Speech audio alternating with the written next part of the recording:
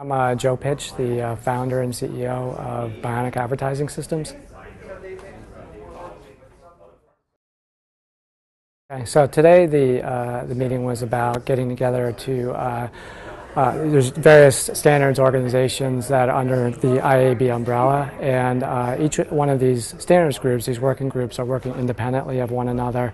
And the idea for today is to get everybody working together so that we can develop common standards that integrate with one another.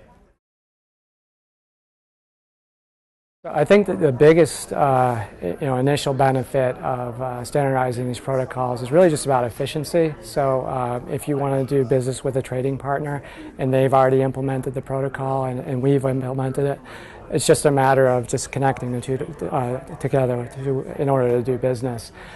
Without that, it becomes a very big project, and you may look at that project and say, you know what, even though I'd love to do business with this other guy, it's just too expensive and I've got so many other things to do, I'm just not going to do it. So it really makes these business connections much more feasible.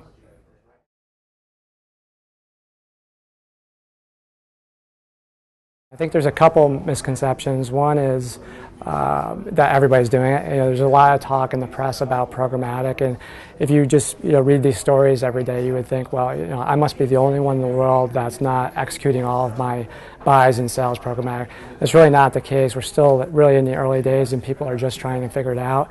So there's a long way to go in front of us. So that's, I think, one of the biggest myths. And the other one is that it is just for this low value inventory. It's not just for unloading remnant inventory. You could really look at programmatic as something that you can use really for all classes. And to me, what programmatic really means is just automation. It doesn't have anything to do with the inventory that you're buying and selling. It's really just about doing that efficiently.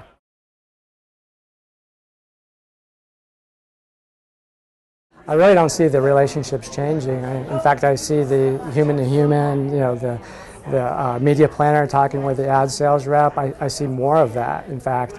So because you're able to automate a lot of the grunt work, a lot of the behind-the-scenes paperwork, you're able to spend more time, negotiating or learning about what's available in the market. So I really don't see the relationships changing at all. In fact, I kind of look at this. It's just a better version of the fax machine when you look at programmatic buying and selling. That didn't really threaten these relationships, and this doesn't really either.